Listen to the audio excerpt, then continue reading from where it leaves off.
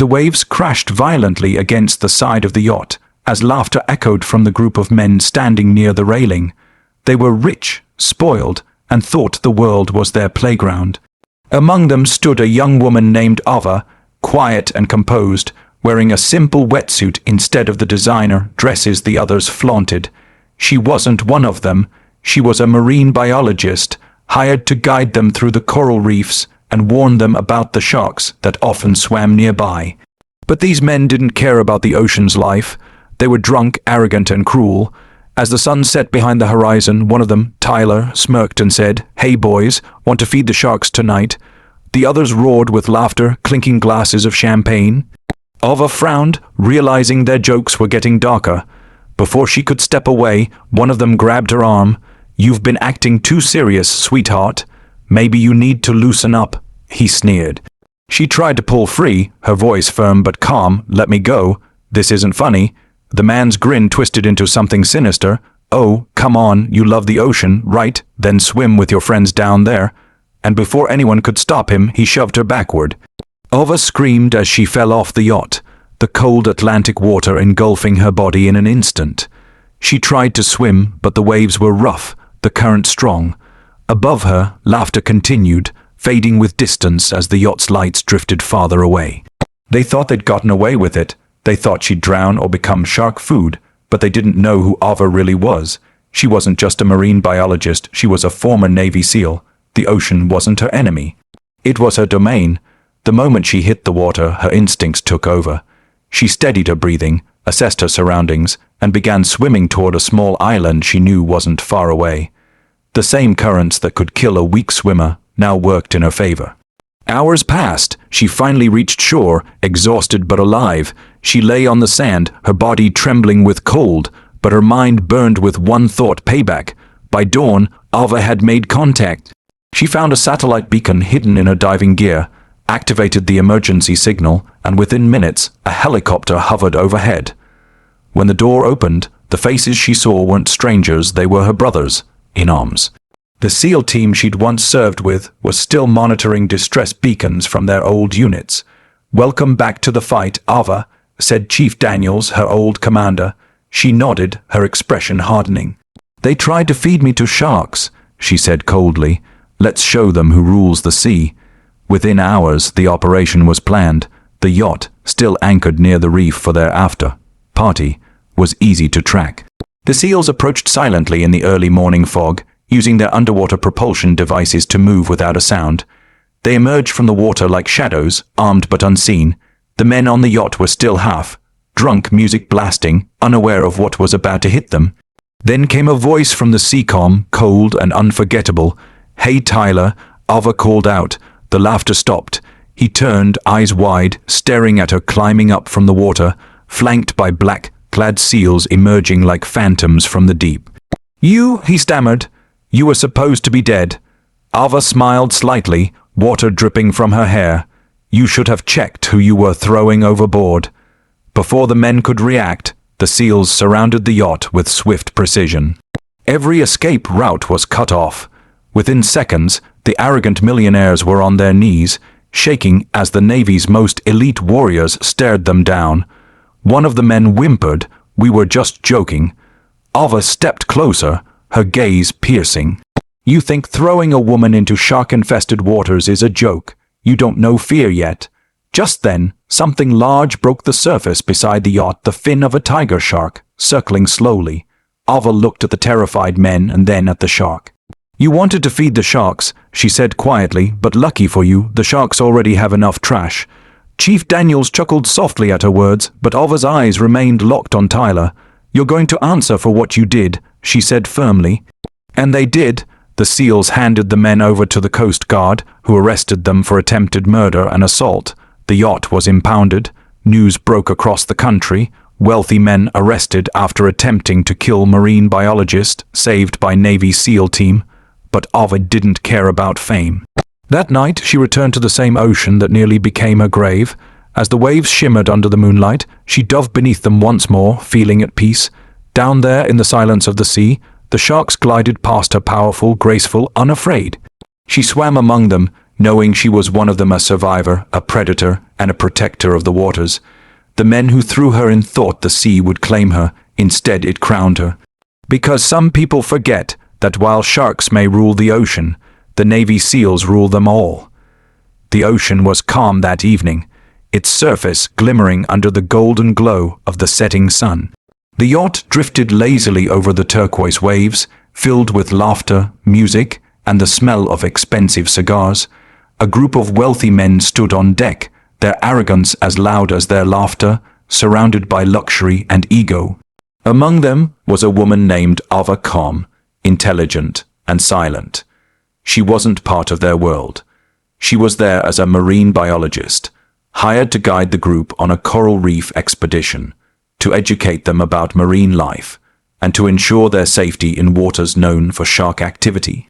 But as the champagne bottles emptied and the night grew darker, respect faded and cruelty took its place.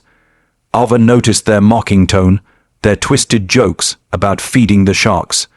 She tried to stay professional, reminding them that the ocean demanded respect, not arrogance. But the leader of the group, a smug man named Tyler, sneered and said, "You talk like you love sharks more than people."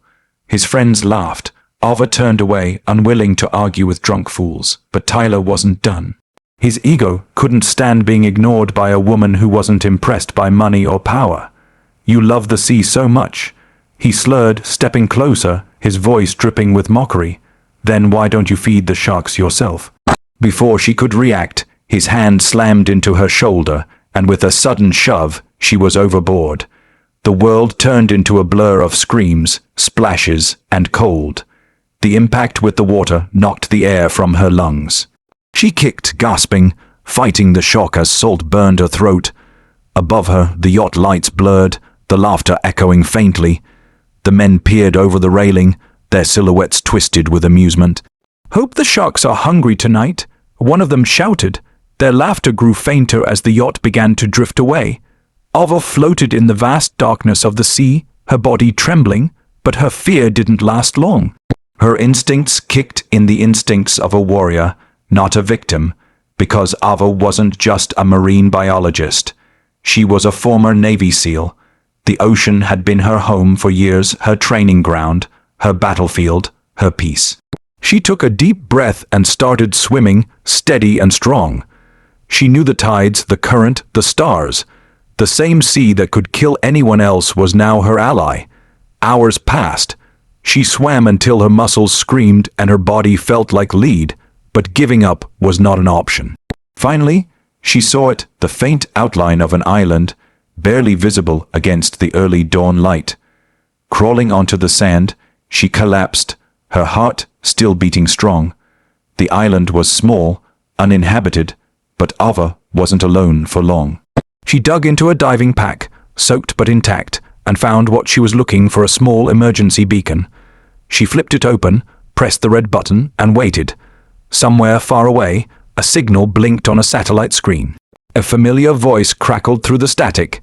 "This is Chief Daniels, confirm identity." Ava smiled weakly, whispering, "Lieutenant Ava Morgan, SEAL Team 9, requesting extraction." There was a pause, then a low chuckle filled with pride. "Well, I'll be damned," Daniels replied. "Hold tight, Lieutenant. We're coming for you." Within an hour, the rhythmic thump of helicopter blades echoed through the air.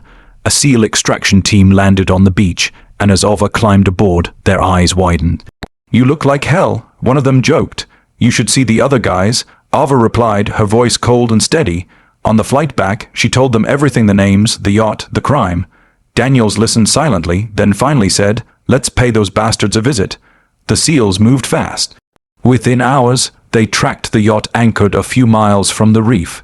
The men were still drinking, bragging, and taking selfies, completely unaware of what was coming. The team approached underwater, invisible beneath the waves. Night cloaked their movements as they rose silently, emerging like shadows from the depths. Then came the moment. Tyler turned when he heard the sound, a soft splash, then a voice that froze his blood. "Hey, Tyler," Ava called out. He spun around, disbelief in his eyes. There she was, standing on the deck, soaked but alive, her gaze sharp as steel. Behind her, black-clad Navy SEALs climbed onto the yacht, rifles in hand, silent and precise. You're supposed to be dead," he stammered. Ava took a step forward. "You threw me into my home," she said, her tone calm but deadly. "You thought the sea would take me. You forgot who owns it." The SEALs surrounded the men, disarming them effortlessly. Panic spread across their faces as they realized what they had done. Attacking a Navy SEAL wasn't just a crime. It was suicide. "Please, we didn't mean it," one of them cried. Ava stared coldly. "You meant every second," she said. Just then, the water beside the yacht rippled, and the dark fin of a tiger shark appeared, circling slowly. Tyler's face went pale as the irony hit him. Ava leaned closer to him and whispered, "You wanted to feed the sharks, but the sharks don't want garbage." With that, she turned away as her team secured the men for arrest. The Coast Guard arrived soon after, and the once powerful millionaires were dragged away in cuffs, faces pale with fear. News of their arrest exploded across the country. Business tycoons arrested after attempting to murder female marine biologist. Navy SEALs intervene. But Ava didn't care about headlines or justice served. That night she stood again by the sea, the moon shimmering on the water's surface. The waves whispered softly, like an old friend welcoming her home. She waded into the surf, feeling the cool current wrap around her legs, and smiled faintly as a shark's fin appeared nearby, gliding peacefully past her. They weren't her enemies. They were the silent kings of the ocean, and she, in her own way, was their queen. The men had tried to drown her in darkness. Instead, she rose from it fierce, unbroken, and untouchable. Because some people may rule the land with money or power. But in the deep blue, where strength, courage, and silence reign, Navy SEALs rule the sea.